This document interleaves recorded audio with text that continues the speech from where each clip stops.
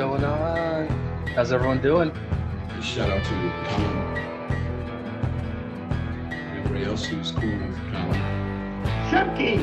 I didn't say. Eat your popcorn and your Coca-Cola and relax.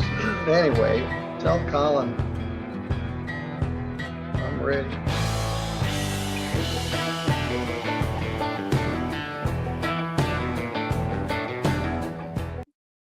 What's going on? This is Colin. How's everybody doing? Happy Friday. We made it. End of the week. Let's go. How's everybody doing? I see Debbie Davis is in the house. Welcome, Debbie Davis. All I have to do is put Judge Middleton on the thumbnail and you just pop right in. This is a good one. This is a good one. Classic Judge Middleton. Doesn't really know what to do with this defendant. You'll see. You'll see. She has the weirdest excuses too. Let me know if you believe her. All right, before I hit that play button, you know what to do. Hit the like and subscribe. Do your jump kick backflips. Let's go. Sue Bennett, file 231086FY. I'm struggling on what to do with this one also. There is a probation violation. Well, there was an earlier one. Let me back up. Miss Bennett got arrested in June of 2023 for resisting, obstructing, and operating while intoxicated. She also pled to operating while intoxicated, second offense, I think attempting to resist or obstruct a police officer. She was placed on probation and Daniel Frazine was her probation agent. And Daniel has spent a lot of time on this case. We had some earlier PV petitions and I continued the probation. The most recent probation violation petition alleges that you were placed on probation in July of 2023 for operating while intoxicated, and you violated Articles 8 and 10 by failing to abstain from the use of drugs and alcohol or failing to test on demand. We had a probation violation hearing scheduled for April 3rd. You pled not guilty to that violation, and I set the matter for sentencing here today.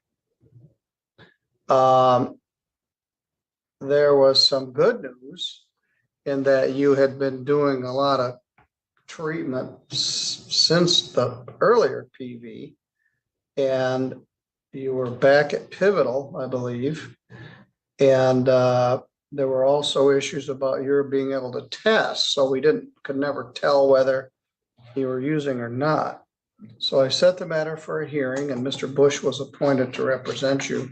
Mr. Bush, what's our status here today? Well, if the court will accept it, she denies that she's used alcohol, but she does admit that she has not been testing on demand. All right, that could be a basis for the probation violation. Same thing with you, Ms. Bennett. Do you understand that you have a right to have a hearing on this? And I got Mr. Bush here, appointed him to represent you. You could also waive the right to have a hearing and acknowledge that you failed to test as directed. Are you willing to do that?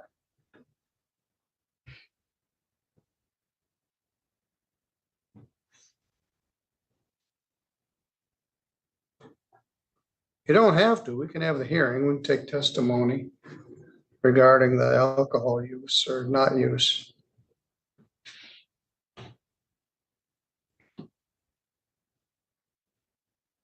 Daniel, let's sort of what is the allegation about her refusing to test? Well, as the court has mentioned, we spent a lot of time on this. She had tested for, I believe it was like a year on the color system and had no problems testing. Then she got put into the Hope House, was kicked out of there because they found a bunch, like 10 empty bottles. They asked her to test, she refused to test. Then she had several refusals. We had the PV. She was given 2 days on that PV and continued the probation. Since then, she's had numerous refusals, and the DRC had actually spent like all day or a good chunk of the day with her on a couple occasions. They said, we can't do this anymore. And there are numerous times that I spoke with her that I thought she was intoxicated, and I could not prove it because she could not test. She's always telling me she's doing great. She's doing great. And according to Betsy and CMH, they say she's doing pretty good. But with her situation here, she didn't want to do sobriety court or couldn't do it. I thought it was she didn't want to do it. This is basically really a case that would have been great for sobriety court. And I thought, well, if we look at this as a sobriety court case, what will we do? Well, we imposed 240 deferred days. The A and B was 25, so that was wiped out, but that was a 240 days on the OWI second. So without proving it, and with my suspicion that she has been drinking, I obviously can't take her at her word. I'm just recommending we follow through with what we gave her. Well, let's talk, we're looking at your status report. January 31st of 24, probation officer sent defendant to test. She could not provide a specimen. PO, you believe from her conversation in management that she was drinking then. But again, that's just your speculation. Right. That's not direct proof. Then that was in January. February 5th, DRC called the defendant to test. She could not provide a specimen. February 9th, DRC called defendant to test. Defendant could not produce a specimen. 12/12, DRC called the defendant to test and she could not provide a specimen. 2/13, defendant called the defendant to test and she could not provide a specimen.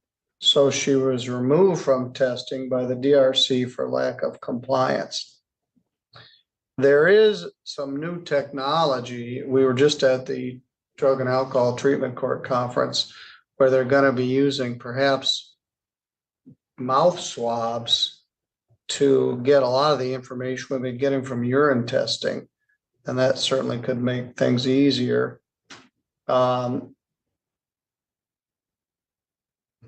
Anyway, that's the allegation that through these. Hey, I was waiting for a good time to pause. Wild Horse Guy, thank you so much for the 20 gifted memberships. That is awesome, man. Very generous of you. And welcome to all the 20 new members. Wild Horse Guy, thank you so much, man. Thank you. All right. So she can't provide a sample. You guys saw the thumbnail. She claims she can't pee on demand, is what her story is. It's kind of a stretch, right? And if that's the case, why? I mean, I don't know how this works. They need a new court order. Debbie, I don't know if you're still here. So if she can't pee, can they just, take her blood, or they need a new court order, or is it, that's the only way they tested that place? I have no idea, but this is wild that, she just kind of walks away. I can't pee, especially right after she got kicked out of the sober living house. I don't know if that's exactly what it was, but it seems like it was that kind of establishment with empty bottles of alcohol there. Just saying. Periods in February that you had, for whatever reason, failed to provide a specimen. Are you willing to admit to that?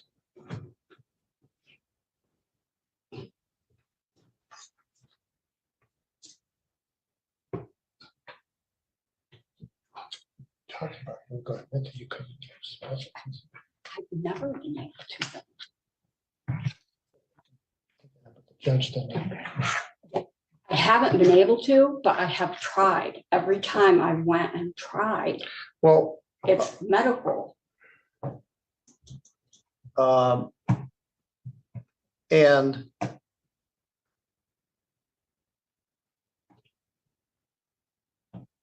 it's your version that it's medical. I haven't seen a letter from a doctor. I haven't had any testimony. I haven't heard any diagnosis. And coupled with all the other problems we had, Daniel got frustrated and we discussed it and we filed this probation violation petition. You've made some strides. And frankly, I'm not prepared to just pull the pin and give you 243 days in jail. But we've been spinning our wheels on this probation for a number of months. We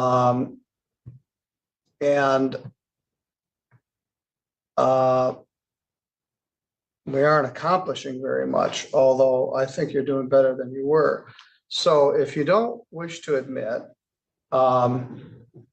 we'll put Dan under oath and take testimony about those incidents, particularly in light of the fact that you used to be able to test. You tested. No. No, You never not were able true. to. I think one time I did.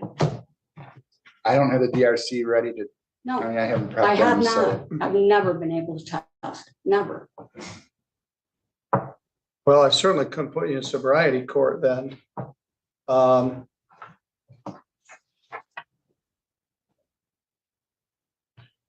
And I don't have any medical evidence. Well, let's put you and Daniel both under oath. You swear or affirm any testimony you're about to give in this matter will be true to the best of your knowledge and belief. I do. Mr. Bush, am I allowed to ask her some questions here? Yes, I have a lot that I want to make sure get asked, but if I could supplement your So questions. why don't you question her? Okay, is that, So we'll start with that. it's a lot of mine is what she's doing right now and what's Okay. going on, so. We talked this afternoon, right? Right. Okay. Tell the judge about Alcoholics Anonymous. I go twice a week, well, sometimes 3, when there's a speaker meeting. I would go more if I was in town and could get there easier, but, and Pivotal has been pivotal. Excuse me, just Oh, answer sorry, that question. okay, yes, And where do you go to the meetings at? the Methodist Church and, St. John's for the speaker, And what city is that? Sturgis, And do you have a log? Do you provide that to Mr. Frazeen? yes, And you talked about Pivotal. Do you have a case manager there? yes, And who is that? that's Amaya, And how often do you see her?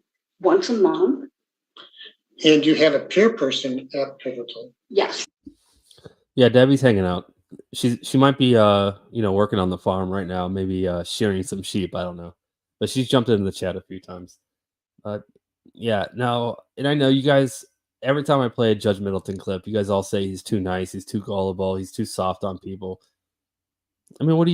You have no evidence that she tested dirty. She's saying she didn't. I don't know. I do. I don't know. What do you do? Do you just put this this lady in jail? I mean, I guess that would be the solution here.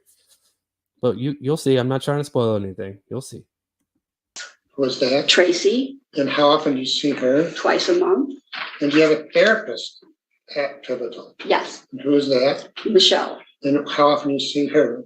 twice a month, And do you feel you're getting benefit from those services? yes, very much so. Share with the judge what insights you've developed.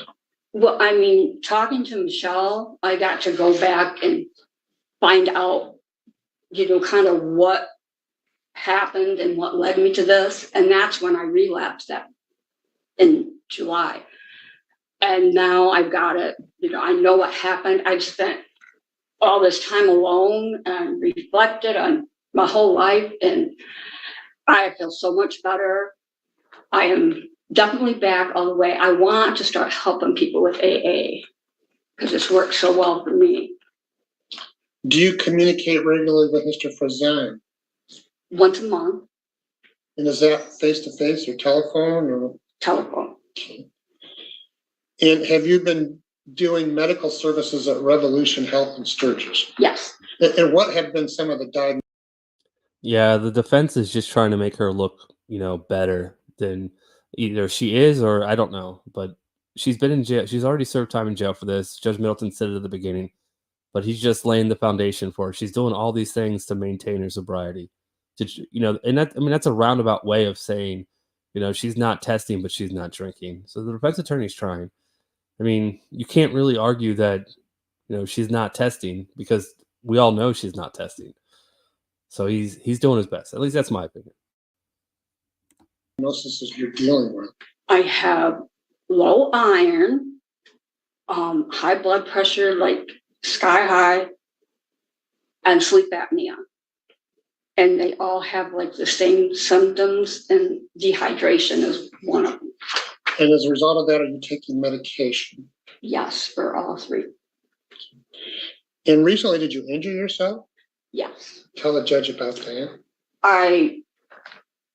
Because of I hadn't went for my blood pressure yet, and I went last Thursday because I fell 3 days in a row, and because I was getting so dizzy, and I don't know, let's see.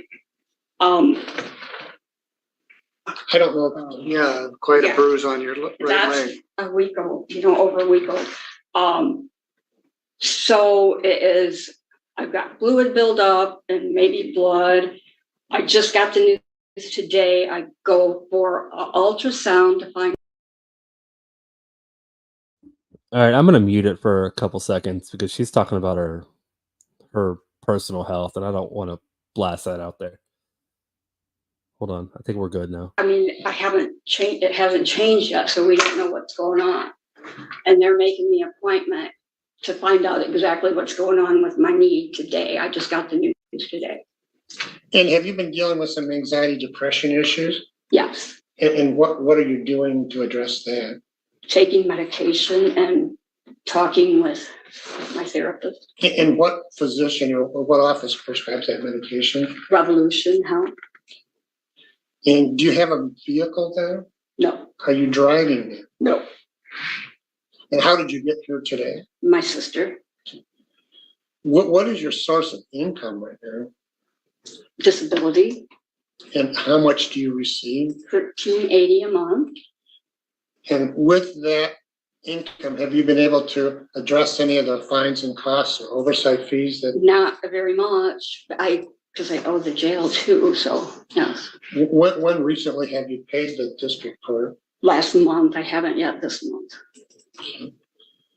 And you shared with me that you're taking shots. Yes, What shots are these? for cravings, but I don't have them anyway, but Middleton shot? Vivital, When did you have the most recent one? last Thursday. And how many shots have you had since the first of the year? I've had one every month, January. 5. And you take, and who injects you? Revolution Health. Those are the issues I wanted to touch on, Your Honor. Thank you.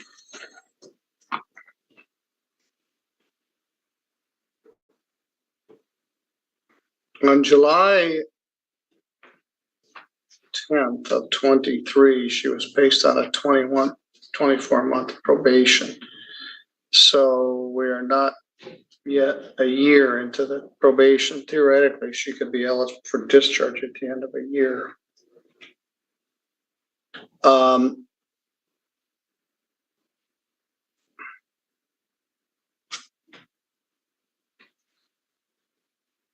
I think she's presently doing pretty well.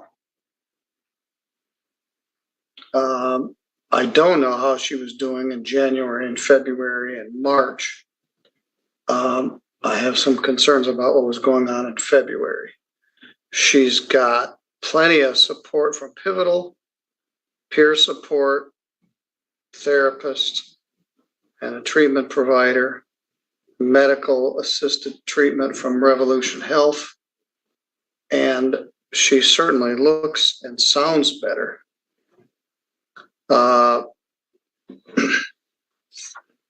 She had a very powerful alcohol addiction. So she hasn't admitted the violation, and we don't have any medical other than she says, even people that are dehydrated pee eventually.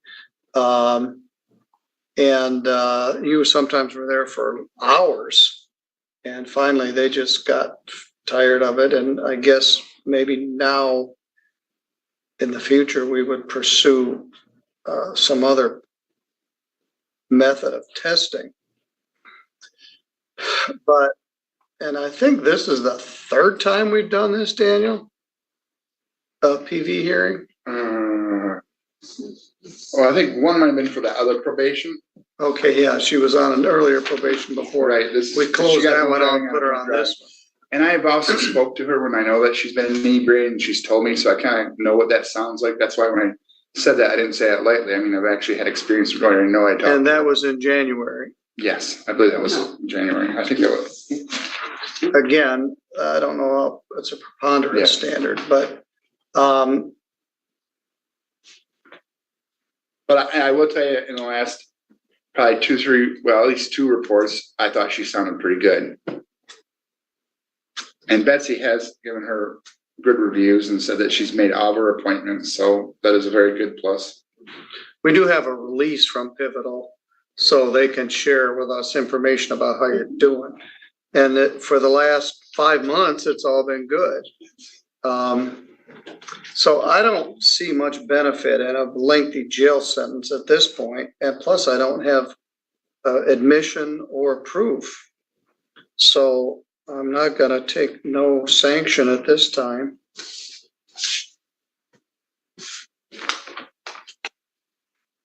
Who is Betsy? Maybe we're missing. Betsy, Peer support specialist for, she works with Pivotal. Tracy. We thought it was Tracy. Tracy. Oh, I'm sorry, I said Betsy. Yeah.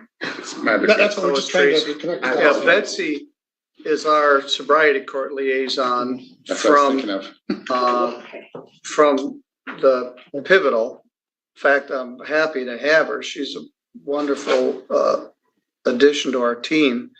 And so I just assumed that Betsy was somehow connected to this, but Yeah, he is happy to have Betsy, you know, because he knew Betsy's mom, he knew Betsy's grandmother. He was actually there in person when the mailman was chased away by their first dog that family owned. Yeah, I'm just kidding. I got to make that joke every time I play Judge Middleton, though. He knows everybody. another peer support person is Tracy. So I'm just gonna not do a sanction and continue the probation.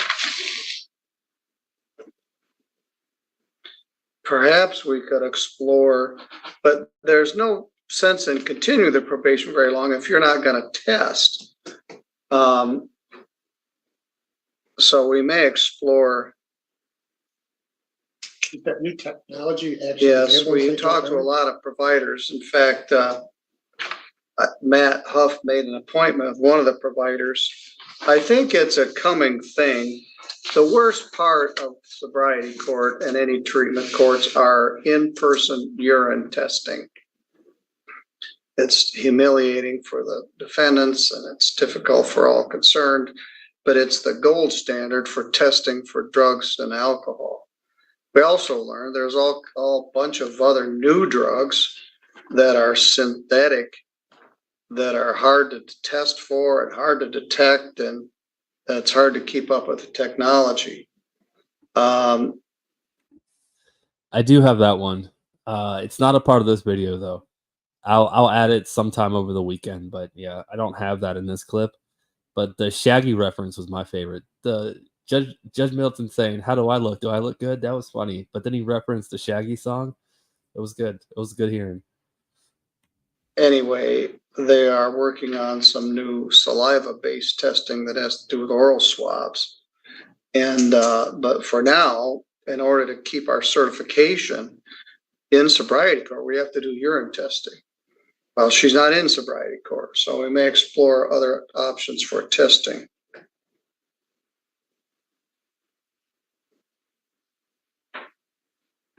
Even PBTs, although the shelf life of alcohol can be quite short. And so a PBT is hard to determine much from a couple days before. And it doesn't test for anything else. Methamphetamine, cocaine, opioids, and those have not been your issue. Your issue's been alcohol. And you look better. You look like you're taking better care of yourself. And so I'm not going to do anything except we're going to continue the probation. Let's review again in July, Daniel, and we'll be at the 12-month period.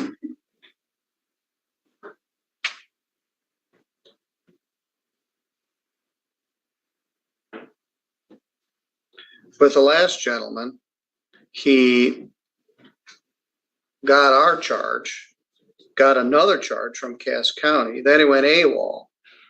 And we couldn't put him in on sobriety court because he had a charge pending. So now he may have played in, he got another, looks like another drunk driving. So maybe I finally will get my clutches on him. But if you can't urine test, I can't put you in sobriety court anyway. So we will review probation in July of 24 and see what your status is. But I'm not gonna pursue the revocation at this time. Your probation. She doesn't have any blood because of her knee issue and the medication that she takes because of her knee. It actually causes her ankles to swell up, which is why she can't wear a tether. And it actually draws all the blood out of her body. So she can't do those tests either. She has a note from her doctor that says that much. Probation is continued. Thank you, Judge. Thank you. All right, so I have another. Yeah. I knew that ending was coming, and I try not to spoil it. I may have spoiled it a little earlier in the video if you were listening. Most people don't listen to me ramble. All right. Next case. Oh, next one. Next one we have, it's a small court, it's a small claims matter. And we have an attorney that got evicted, or he didn't actually get evicted. You'll see what happened.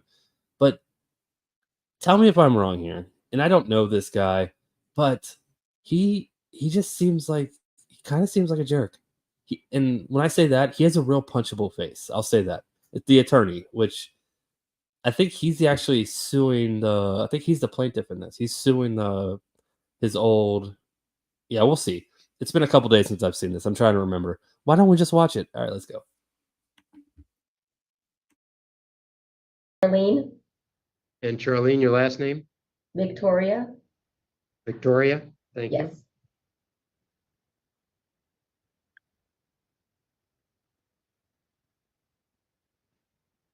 All right, three parties would raise your right hands for me.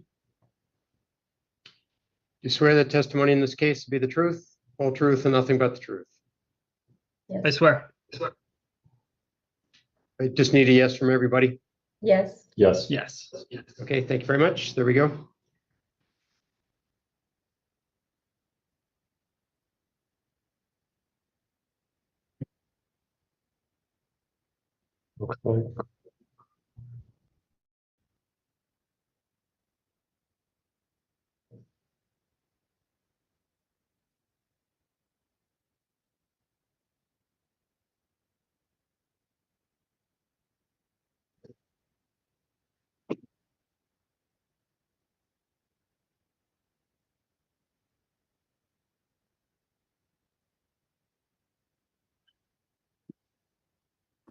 Yeah, sorry for the pause, guys. The pause in the court, not my pause. All right, I wouldn't apologize Mr. for that. Ang- All right, here we go. Angstrom Sorry for the has dead air is what I meant to say. filed a claim for $3,600 for security deposit, although it looked like on the documents filed by Simply Home Realty, the security deposit was $3,550. Let's start by clarifying that, Mr. Angstrom. Is that the accurate? Yeah, I don't love them much either. They're kind of bored to me. Every once in a while you'll get a good one, but yeah. But this isn't a landlord-tenant case. This is a small claims matter. You'll figure out why. It's yeah. You'll see. Number is $3,550. That is the amount of the security deposit, Your Honor. I was looking to recoup the fee for filing as well if possible. Yeah, okay. That we deal with that on a separate basis. So, all right. My So you're apologies. acknowledging that the deposited issue is the $3,550. Yes, Your Honor. Okay. All right. And looking at the information you had provided,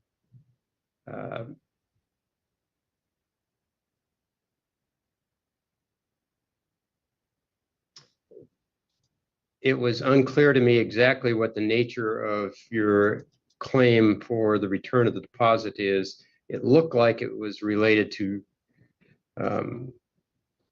an eviction action, maybe you having to pay attorney's fees to represent you in that, something like that. Is that?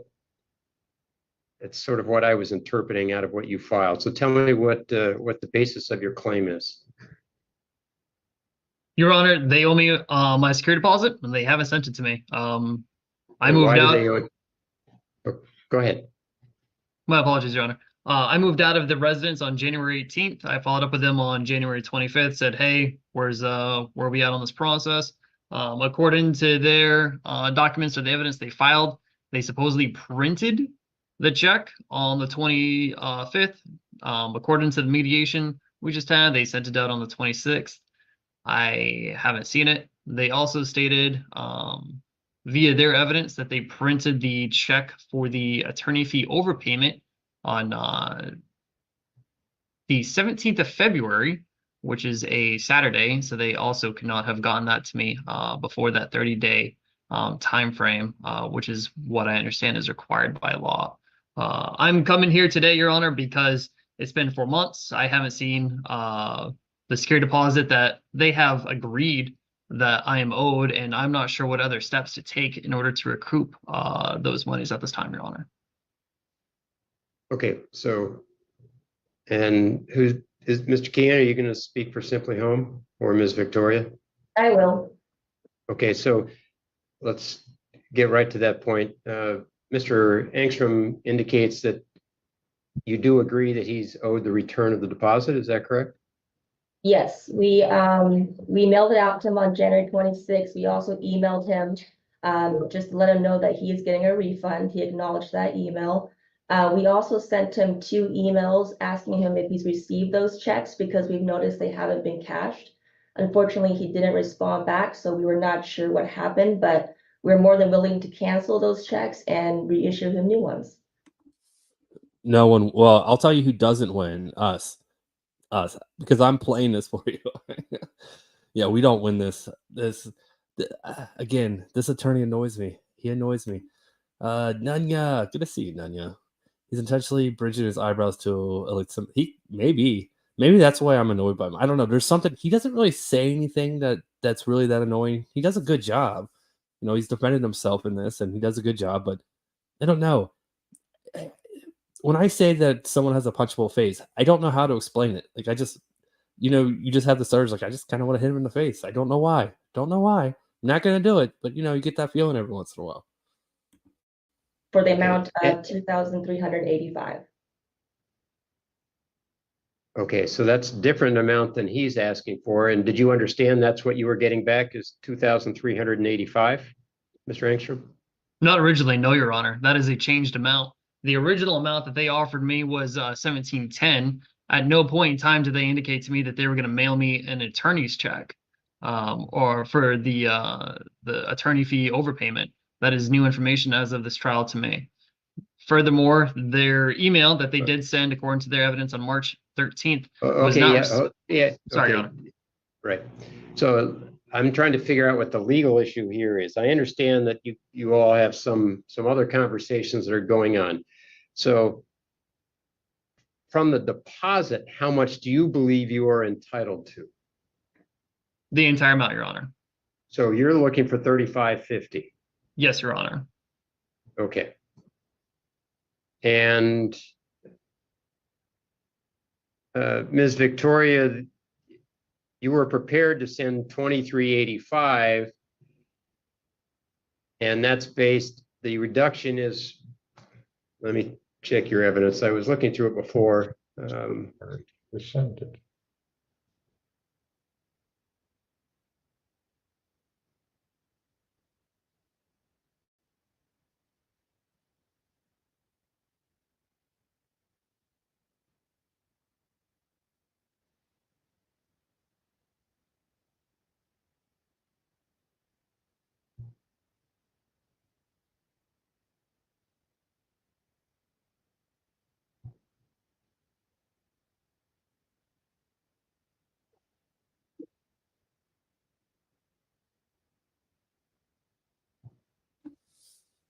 I don't know if I want to ask what RBF means.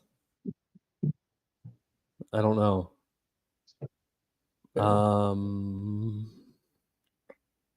Trying to think what it could mean. I don't want to Google it. Yeah, sorry for the downtime, guys. I usually skip. No, I was gonna say I usually skip all this. No, I don't. Your move-out settlement statement.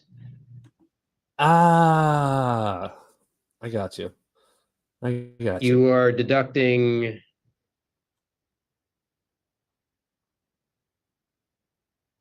around 1,600 something You're deducting a late fee and you're deducting two issues related to an eviction. So what's the story on the eviction? Was Mr. Angstrom actually evicted? So he decided in November and December to hold back his rent for his own personal reasons. He hired two attorneys, and they told him that he was incorrect, and that he does owe us rent. And he called us and said that, you know, we're right. I'd like to pay everything in full to stop evictions. That's what we did. And then in January, he paid his rent late, which incurred additional late fees. And so the attorney billed us 1,610, and that's the email communication I have in there showing that we're confirming that, is this the correct amount? Because this is what we paid to you guys. We didn't receive a refund check for overpayment. They said, yes, that is the correct amount. Then a little bit later, we found out, we got a call that they did incorrect billing. They issued us a refund. We let Justin know that it was an overpayment. They gave us a refund, and then we issued him that refund check. So in total, he would have 1,710 for security deposit refund, and then the 675 for the overpayment of attorney bill.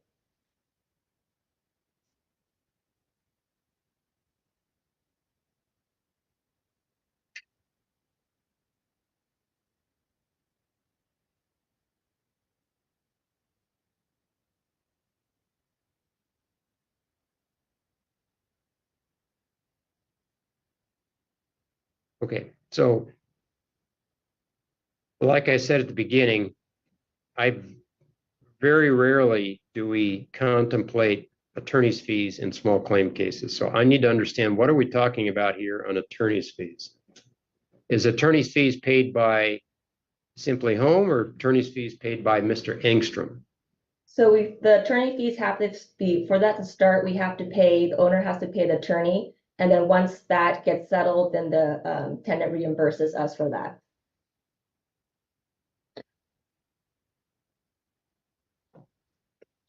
According to his lease.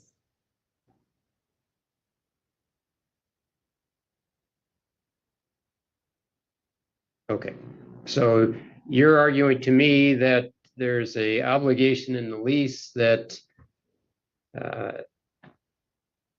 if the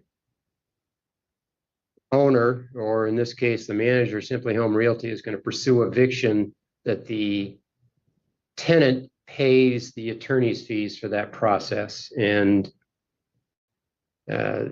you bill them on their deposit retention statement for that cost. Is that accurate? Yes, he's required to reimburse the owner. For collection expenses. Right, okay.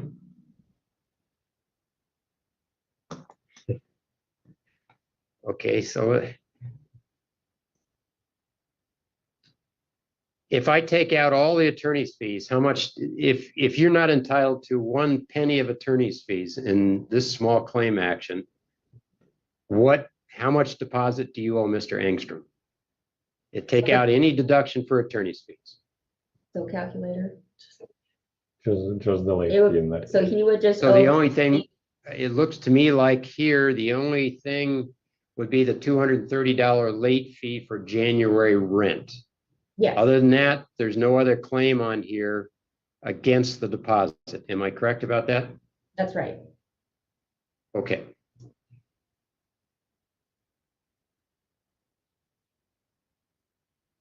And do you have any dispute about the January late fee, Mr. Angstrom? Only that the late fee was purely because, one, they turned off the ability for me to pay online, Your Honor, and two, I was late because I didn't understand the additional attorney fee that they were charging me at the time. The late fee is because they dropped another $1,000 bill without prior warning on the same day rent was due, Your Honor. Okay, thank you. Yes, Your Honor.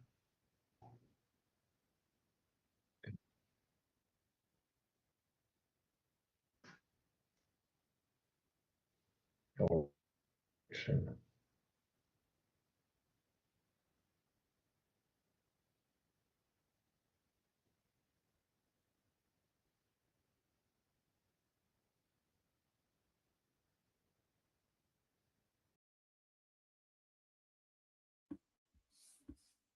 Well, what am I doing now? I was gonna say again, more downtime, but I paused the video. Not on my side. All right, come on, Colin. Figure out that it's paused and hit the play button. How long is this down for?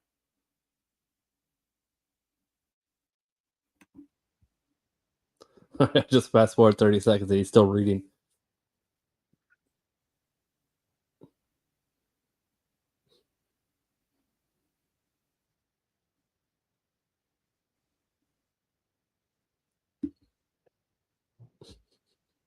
Yeah, I probably would be too. I couldn't be a landlord. I'd be too frustrated all the time. No, couldn't do it. And I have too big of a heart. I've had roommates before that. And Mr. Engstrom, what's your argument as to Story whether for you another are time. obligated in the attorney's fees provision? There's two sets of attorney's fees, Your Honor. One is the retainer, one is the actual eviction process. They overbilled me. I said in the emails, hey, this isn't how attorney bills worked. He should have taken the retainer out of, or the retainer should have gone towards the total amount. We went back and forth a little bit on that. Obviously, they got a call back from the attorney saying, hey, this is actually an over payment. Furthermore, according to, as Charlene just stated, once the attorney fee is settled, you're supposed to come out of their reimbursement. The issue is not settled, and they still charge me for the attorney fees, Your Honor. Furthermore, the eviction process, if we're going to get into the weeds a little bit, Your Honor, was not for personal reasons. It was because Simply Home Realty failed to maintain the property to a safe standard, including failure to maintain the property to some of Thurston County Public Safety's sanitary requirements. Unfortunately, they don't have any punitive actions. And I proceeded with how I would have taken things legally for the state of Maine. I was under the very ignorant impression that things would be a little bit more similar. They were not. As Shilling stated, when I did get a hold of my own attorneys, they said, hey, you've already goobered this. This isn't going to work for you anymore. You've sunk your own case. Go ahead and pay up, which I did at that time. Ultimately, however, Your Honor, it's 4 months and they still haven't sent me either check.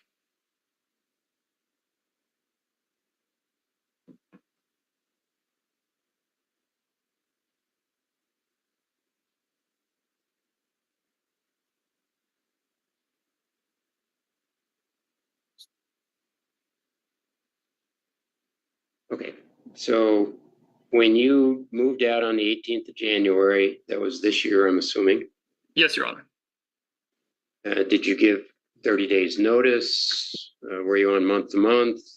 Tell me what the status of the lease agreement at that point was. They were well aware of the fact that I was not going to be continuing the lease at that time, Your Honor. That was a standard 1 year lease.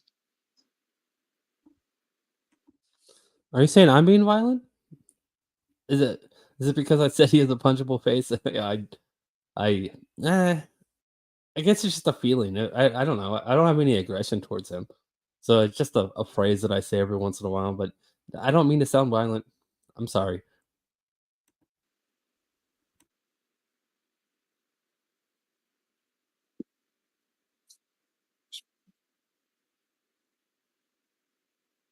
Okay, all right. So it looks like the lease expired on the 18th of January and you moved out on that date. So that was the expiration of the lease. You didn't move out pursuant to an eviction order. Correct, Your Honor. This was a move out due to the Okay. expiration of the lease. All right.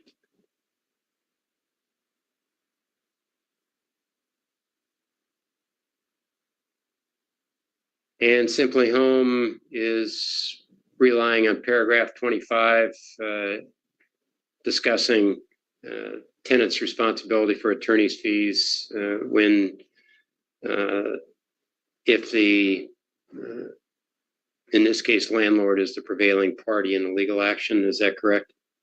Yes, and then Justin never gave us a proper 20-day written notice.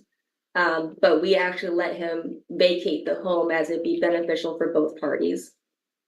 Okay, but the lease was up on that day, right? So he didn't need to give you 20-day notice. The lease was up.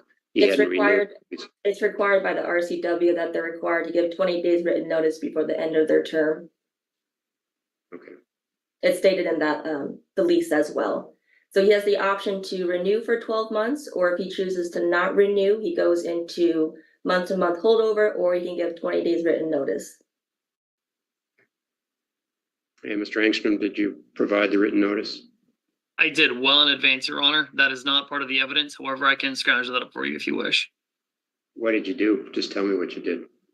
It was either email or text, Your Honor. I don't recall which. It would take me a minute to find it. But I let them, it would have been like closer to 4 or 5 months ahead of time. That's when the issues really started to get aggravated, Your Honor. Okay.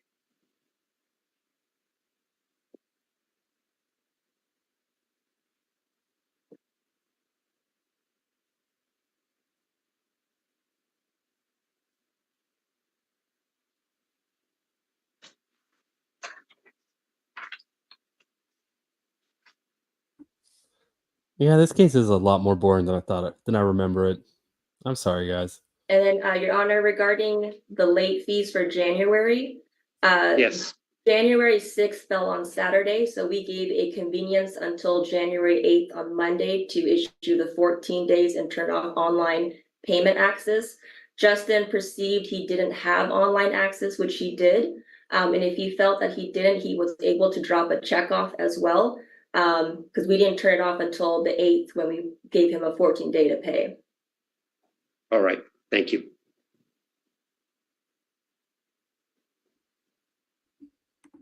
I don't have a sob sick case next, but I do have an attorney yelling at the court. It's a good one. It's kind of similar to the one I played yesterday, where the attorney was going off with his medical issues.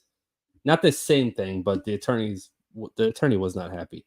Sparkle Pooch, thank you so much for the $5 super chat. I appreciate it. I know all the twat waffles are present. You said that. I noticed it right after I paused, so I didn't want to pause it right after I paused. Let me see. I said this last night too. I need to make sure this is loaded next time. Twat waffles, assemble. Let's go.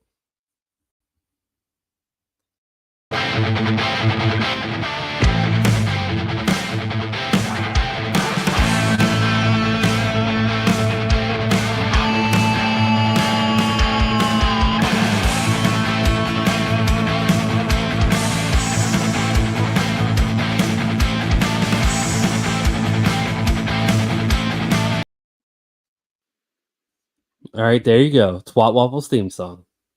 You have united.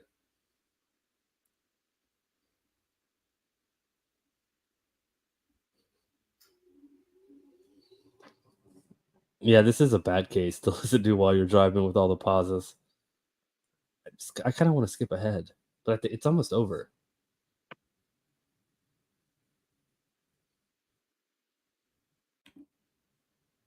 Oh my gosh, yeah, I just skipped 30 seconds ahead and still not talking. Been attempts to return a portion of that. All right. Mr. Engstrom has not received anything, and Simply Home acknowledges no checks have been cashed.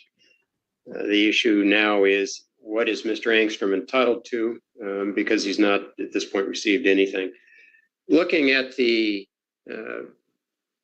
statement prepared by Simply Home Realty concerning the basis for the retention of part of the deposit, there are 3 bases set forth in your form. And first of all, I want to compliment you on that form. This is the best landlord form I've seen for a move-out settlement statement. So it's really well designed, and it's very easy for somebody like me who has to evaluate these things to look at and understand. So it's an excellent form. I want to let you know that. Thank you. So in this form, and the law requires notice to the tenant within 30 days of the basis for the retention of any portions of the deposit and any evidence supporting that. And there are 3 deductions noted on here, 2 of which are for attorney's fees and 1 of which is for late fee for the month of January. I read the attorney's fee provision in the lease, and it does make a reference to small claims action, even though the statute doesn't authorize attorneys to appear in small claims cases. It's an attempt, I guess, to maybe circumvent that. And I don't mean circumvent in an illegal way, just to make the argument that, hey, we should be able to get attorney's fees in small claim case. Here, what it says is, in the event it is necessary for either party to employ an attorney to enforce any terms of this agreement, the prevailing party shall be entitled to its costs. The agreement is, there's nothing in here that's being enforced from my standpoint. I understand that there were things going on back and forth, but Mr. Angstrom left at the last day of his one-year lease. There is some dispute as to whether he gave appropriate notice, but based on the evidence I've seen in the files, it's pretty clear to me that parties were aware that Mr. Angstrom was leaving. There was not an eviction. He wasn't formally served with anything that I know of here. And if there was an eviction, the attorney's fees have to be sought as part of the eviction process in Superior Court, not as part of a subsequent small claim action to enforce that provision of the contract. So this would not be a way to go about getting attorney's fees. And folks using, businesses using attorneys, and the lease also looks well written. I assume the attorney was involved in doing that. So it's a well written lease, but the request for attorney's fees is inappropriate in this court's opinion, and not something that Simply Home Realty is entitled when somebody is exiting the premises on the last day of their one-year lease. So there is no basis for me to grant the request for attorney's fees, and I will deny that. Thus, I will find the only thing basis for retention of the deposit is the $230 late fee for January. I don't find Mr. Angstrom's reasons for not paying January rent on time persuasive. So I will find that he does owe the late fee for the January rent, meaning that Mr. Angstrom is entitled to a return of the deposit in principal on $3,320. I will add in the $60 service fee and the $50 filing fee. And that leaves a judgment for Mr. Angstrom in the amount of $3,430 as a partial, almost complete return of the deposit in this case. Your Honor. I've signed that judgment order, and copies will be available to the parties in your file. Your Honor. All right. Yes. The eviction was for November, not January, so I just wanted to clarify that. Okay. Yeah. And, people occasionally try to get their eviction attorney fees in small claims. And I say, if you want to get eviction attorney's fees for eviction, if you file the eviction, you have to get it in Superior Court where you're pursuing the action. If somebody prepares an eviction notice and, is part of a, approach to a tenant, say, we're going to evict you if you don't do this or that, that's just the cost of doing business. And I don't see that as a basis for me to award attorney's fees in a case like this. So I just don't see that there's a basis for me to enter any attorney's fees. All right. Thank you all. Thank you, Your Honor. Thank you.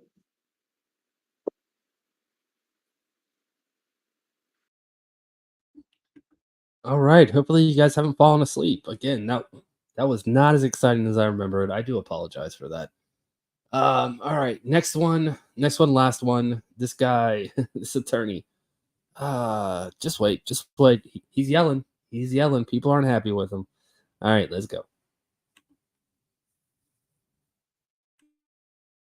In the matter of the people of the state of Michigan versus Edward Mitchell Benitez Jr., file number 2024-1059FY. I have Dave McCready appearing on behalf of the people, and it looks like I have, let me see here, the back page. I have attorney, want to identify yourself for the record? Very well, Peter Samoris, your map defendant. And of course, Mr. Benitez is in custody. All right, and your P53084. It's Samoris? Samoris, thank you, Your Honor. It's been a while. It has been a while. Okay, so, and Mr. Benitez is appearing from the Lenawee County Jail. It's my understanding this matter, what was this set for in district court today? Ma'am, thank you, Your Honor, if I may. Your Honor, it was really set for self-surrender, and there was an arraignment, I guess, that was done, but we're here today because there's shocking.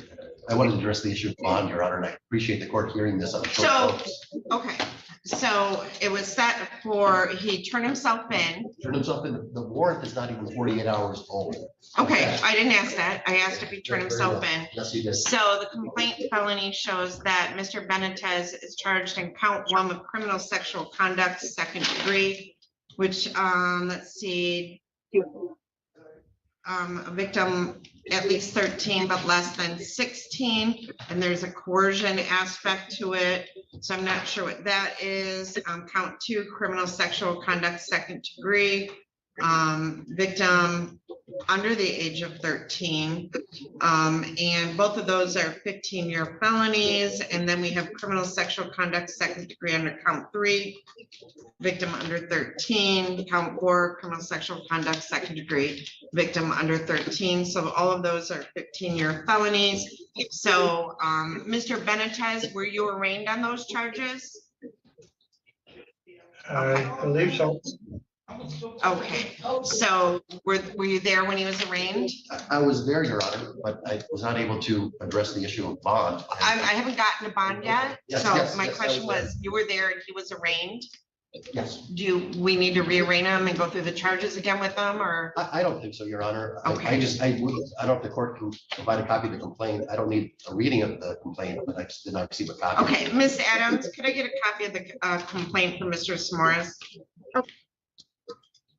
Okay. All right. Okay, all right. And did you enter a plea of not guilty on behalf of your client? Yes, sir. Okay, all right. And then it's my understanding that he was arraigned by a magistrate, correct? Correct. Okay, and that you wanted to address bond. Yes, Your Honor. And then the reason this came to my attention is it's my understanding that you were yelling inappropriately at the staff on the first floor. I disagree with that assessment. Okay, Not yelling. well, what I'm gonna say to you is that I appreciate that you disagree with that, but just going forward, just understand that I expect everybody in this building to be treated with respect. It includes attorneys. I understand, Your Honor, since the court brought it up, you have a full record. Ms. Gannon sarcastically says, "Have a nice day." And that's not appropriate. Okay. Also, when I come into the magistrate, to come into the clerk's office, I was very respectful. Okay, that's sure. fine.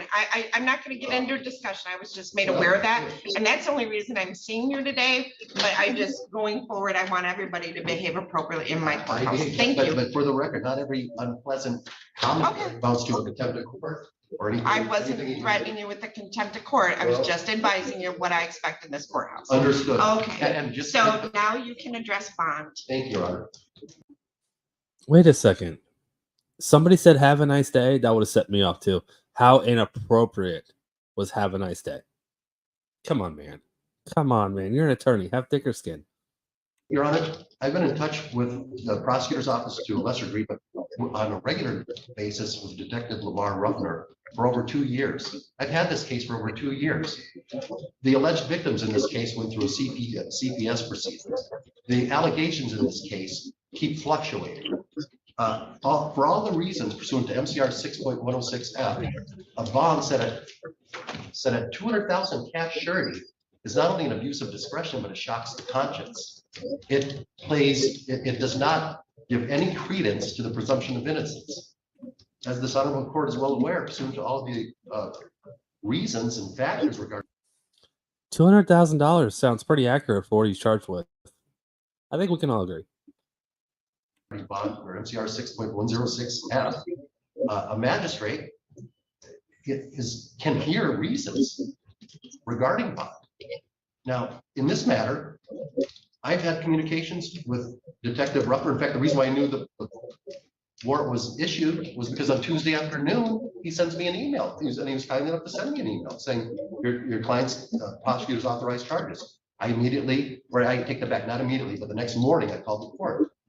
I spoke with the magistrate. I said, I cannot bring him in today. That was yesterday, Wednesday, the 22nd, but I can bring him in on Thursday, the 23rd, which of course, here we are. And I brought him in. He's here today with his wife. He's been a lifelong resident of Michigan. He's been a longtime resident of Lenawee County specifically for over 7 years, probably closer to 7.5 at this point. He has an excellent reputation. He has absolutely no prior criminal convictions of any kind, no misdemeanors, no felonies at all. Also, he's a disabled veteran and a decorated veteran. He's been honorably discharged. He has every reason in this case, really, a personal cognizance bond wouldn't be out of the question.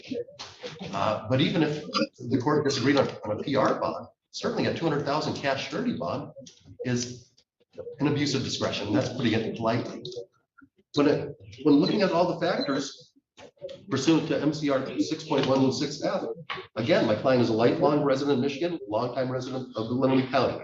He's a disabled veteran. He served in the Persian Gulf War, a decorated veteran. He's also did a self-surrender. The warrant was just issued on Tuesday, May 21st.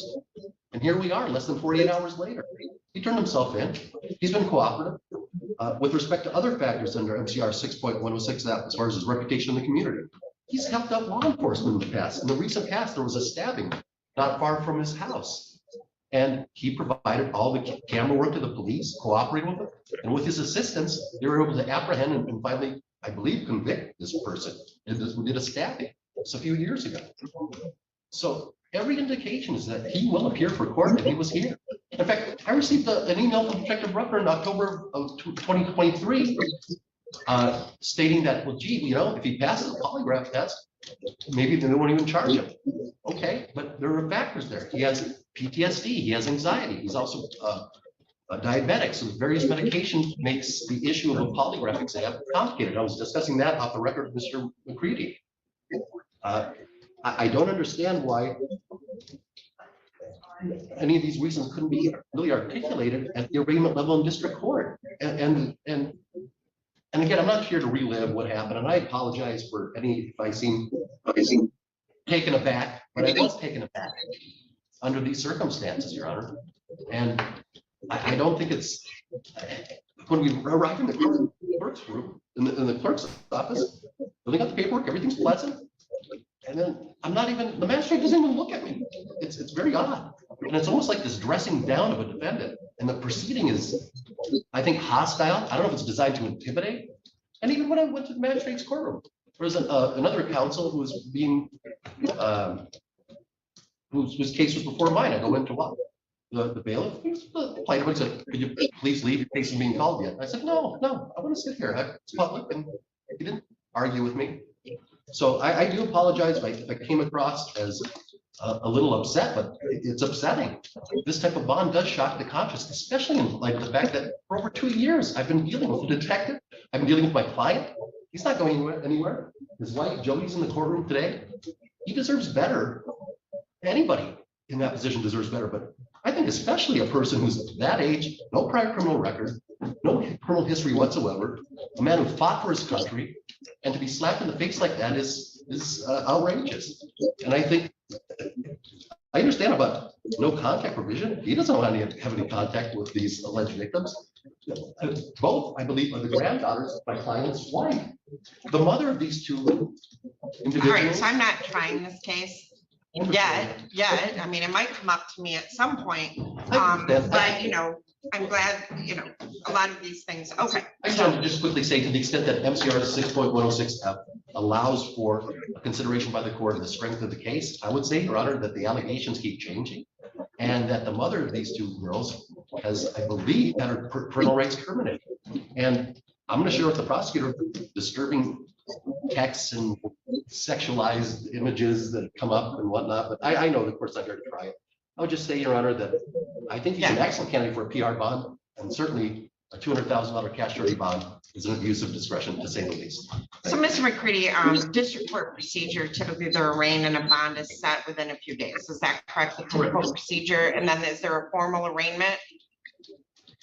Or is it set, go to probable cause? The first appearance that I would make would be on bond hearing shortly after the arraignment. Okay. All right, and there are no district court judges here today, is my understanding, Ms. Cannon. Okay, very good. All right, so Mr. McCready, do you have a response?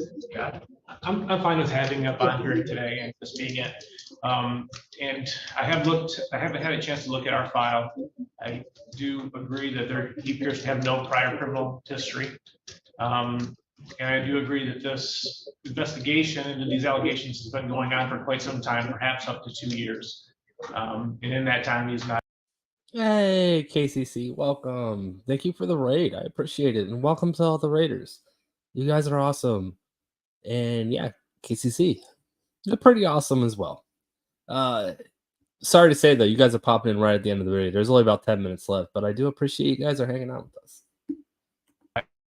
Fled the jurisdiction knowing that he's being investigated. So it does seem like some reduction in bond would be appropriate. The main concern that I have is that not only that he not have any contact with the complainants in this case, but that he have no contact with any underage females whatsoever. I do think that given the serious nature of the charges, they're 15-year felonies, that some cash bond would be appropriate, but I'll leave it up to the court's discretion to determine what that would be. What would you think would be appropriate? $5,000 per count? Correct. Okay. May I address that, Your Honor? Sure. The family does not have a lot of money, Your Honor. I know right now it's in a cash surety form. The court is inclined to do a $5,000 bond. We respectfully request that they could apply to all crimes. So not only that, but perhaps more importantly, as the court is well aware, a cash surety bond, we lose that money to a bondsman. And I would just respectfully request that if the court is going to set a cash bond, that it be a pure 10% bond. That way, at least he and his wife can get that money back at the end of the case. He's going to be here for every proceeding. Whereas if it's even a $25,000 cash surety bond, well, then he loses $2,500 to a bondsman. And I just think under the circumstances, his cooperation, the fact that this investigation has been, I got involved in the case, I'll tell you the exact date, May 20th, 2022. So it's been a little over 2 years since I've been involved, which means it's probably been at least a few weeks before that. There's been a CPS case involving, I think these allegations were I think brought up in a CPS case, but in any event, Your Honor, he'll be here for everything. He's not in a position to leave his jurisdiction, nor does he want to. This is his home. He takes his medications. He's here. He's cooperative. He's a military man, and I think every indication is that I think he is a good candidate for a PR bond. But even if the court disagrees with the PR bond, I would just respectfully request that it be in a pure 10% form as opposed to a cash surety form. Thank you.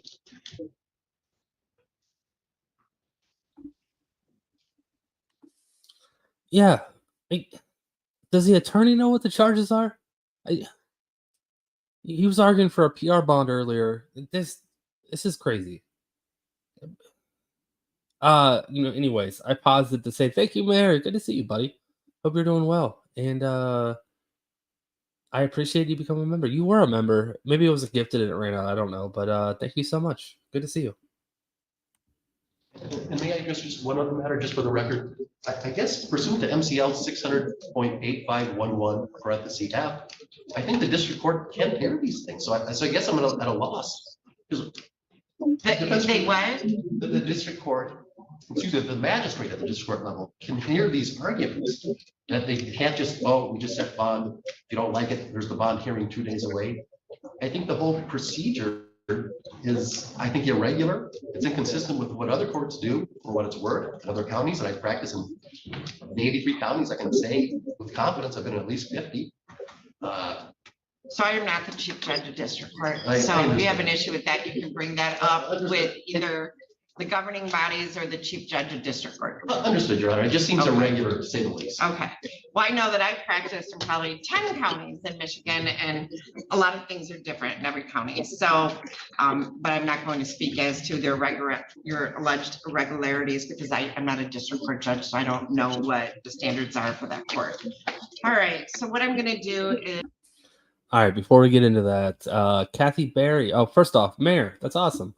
If you want to post your link, go ahead. Oh, you can't. I don't know your channel. I'll go find it and I'll post it for you though. Kathy, thank you so much for becoming a new. No, man, I just hit a wall of tiredness. Kathy Berry, thank you so much for the 5 gifted memberships. I appreciate it, and welcome to all the new members. Thank you so much, Kathy. All right. Yeah, this video is almost over. We're almost out of here. Set a 2,500 10% bond on each count, so that way it can be paid to the court. I am going to order that he is not to leave his home except for doctor's appointments and court hearings. And he is not to go anywhere near or have any communication with anyone under the age of 16. And no contact with the alleged victims in this matter. What else would you like, Mr. McCready? That was adjourned. Okay. And then, is there a court date? Your Honor, there's a PCC set for May 28th. And I did discuss with my client the possibility of waiving the 21-day rule. And I say that because on June 6th, I've got a medical appointment. And that's the prelim date, so I'm not sure. I guess we can discuss that at the PCC date. I know right now there's a bond hearing set for May 28th, but we would. Will this take off the bond hearing? Ms. Cannon, the bond hearing would be removed now? Yeah. Okay. So it'd just be your probable cause date. Very well. Okay. And so, Mr. Benitez, you'll be released from the jail today once someone has posted that with the court. And do they post that in district court or the jail? Where do they post that? We don't actually take 10%. We never have. They can do 10% with All right. the bonding agent. No, you. I'm sorry, I didn't mean to interrupt. So, Ms. Fern, did you, if you want to speak, you have to come up here. Okay. Hold on, my boss is coming in too.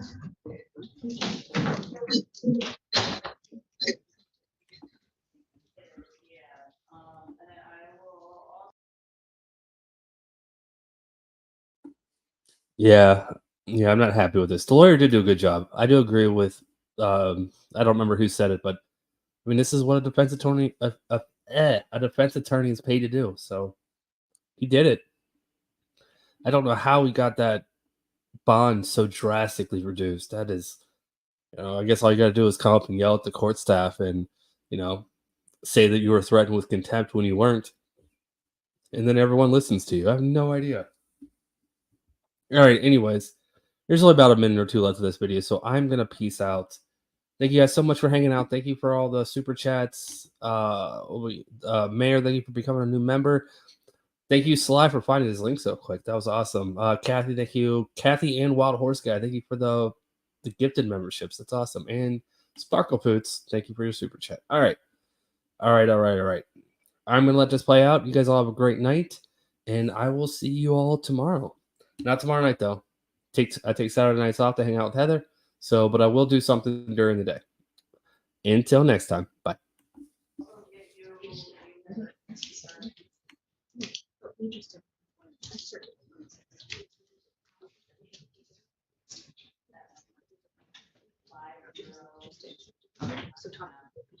Okay, by constitutionally, you have to accept a 10% bond.